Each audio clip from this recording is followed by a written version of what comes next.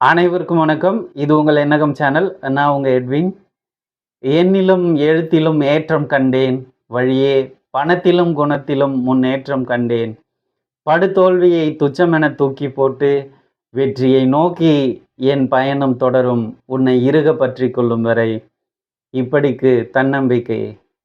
என் உடன் பிறந்தார்களே, ஒரு ஊர்ல ஒரு தந்தை. அந்த தந்தையானவர் தன்னுடைய குழந்தைக்கு சைக்கிள் ஓட்டுவது எப்படி என்று சொல்லிக் கொடுத்து கொண்டிருக்கிறார். அந்த குழந்தையானவனும் கற்றுக்கொண்டான். கற்றுக்கொண்டு ஓட்டவும் தெரிந்து கொண்டான். அவன் அப்பொழுது ஓட்டியது இந்த சைக்கிளில் 2 பக்கம் குட்டி குட்டி வீல் வச்சுருக்கும். அது எதுக்காகனா, இந்த பக்கம் அந்த பக்கம் சைக்கிள் போகும்போது பேலன்ஸ் பண்ணுறதுக்காக அந்த சைக்கிளுக்கு குட்டி வீல் கொடுத்துருப்பாங்க, குழந்தைங்க கீழே விழாமல் இருக்கு. அந்த சைக்கிளை ஓட்டி கொண்டிருக்கிறான். வருடங்கள் கடந்து கொண்டிருக்கிறது. அடுத்து ஓரிரு வருடத்திற்குள் அந்த சிறுவனானவன் பெரிய சைக்கிளை ஓட்ட வேண்டும் என்ற ஒரு ஆசை. பெரிய சைக்கிள் என்றால் சைடில் அந்த 2 வீலுமே இருக்காது. பதிலாக அவன் தான் பேலன்ஸ் பண்ணி அந்த சைக்கிளை ஓட்டணும். ஃபுல்லாகவே அவன் தான் பேலன்ஸ் பண்ணணும். அப்போது தந்தையானவர் என்ன சொல்கிறார் அப்படின்னா, அந்த குழந்தையை, இது சற்று கடினம், இது உன்னால் ஓட்டுறது கொஞ்சம் சிரமமாக இருக்கும் அப்படின்னு சொல்லிட்டு அவர் வீட்டுக்கு போயிடுறாரு. அவங்க அப்பா சொன்ன அந்த வார்த்தையை அந்த குழந்தையானவன் காதில் வாங்கிக்கவே இல்லை. ஒரு நாள் முழுவதிலும் அந்த சைக்கிளை தத்தி தத்தி தத்தி ஓட்டி விழுந்து காயம்பட்டு ஒரு ஒரு ஸ்டேஜில் பார்த்தீங்க அப்படின்னா அவன் அந்த சைக்கிளை ஓட்ட கற்றுக்கிறான்.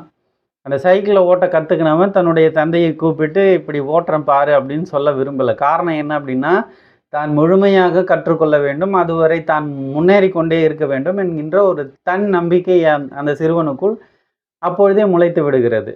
ஆகையால் அவன் நன்றாக ஓட்டும் வரை, ஒரு குறிப்பிட்ட தூரம் வரை நன்றாக ஓட்ட வேண்டும் என்ற எண்ணத்திலேயே அவன் விழுந்தாலும் எழுந்தாலும் என்ன நடந்தாலும் அதை ஓட்டி அப்பா கிட்ட நம்ம இன்னைக்கு காமிச்சிடணும் அப்படின்னு சொல்லிட்டு திரும்ப திரும்ப ஓட்டி கற்றுக்குன்னு அவனால் தைரியமாக அப்பா முன்னாடி ஒரு குறிப்பிட்ட தூரம் ஓட்ட முடியும் அப்படின்னு சொல்லிட்டு ஒரு தன்னம்பிக்கையோடு அவன் அவங்க அப்பா கிட்ட வந்து சொல்கிறான். இப்போ நீங்கள் பாருங்கள் அப்படின்னு சொல்லிட்டு அவங்க அப்பா கண் முன்னாடி நிற்க வச்சுட்டு அவன் அந்த சைக்கிளை ஓட்டுறான். இதை பார்த்த தந்தைக்கு பெரும் வியப்பு, பெரிய ஆச்சரியம், அது கலந்த சந்தோஷம்.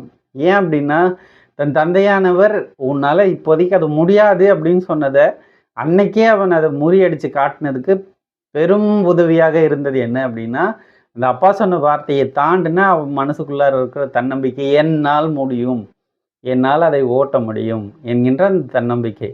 இதை போன்றுதான் அன்பிற்குரியவர்களே நாமும் இருக்க வேண்டும். முடியாது என்கின்ற அந்த எதிர்மறையான எண்ணங்களை தூக்கி எறிய வேண்டும். யார் சொன்னாலும் சரி, அவற்றை தூக்கி எறிந்துவிட்டு நேர்மறையான எண்ணங்களோடு வளர வேண்டும். குறிப்பாக இந்த தன்னம்பிக்கைக்கு மிக மிக உறுதியான அடித்தளமாக இருப்பது என்ன அப்படின்னா உங்களோட நேர்மறையான எண்ணங்கள். அந்த நேர்மறையான எண்ணங்களுடன் கூடிய இந்த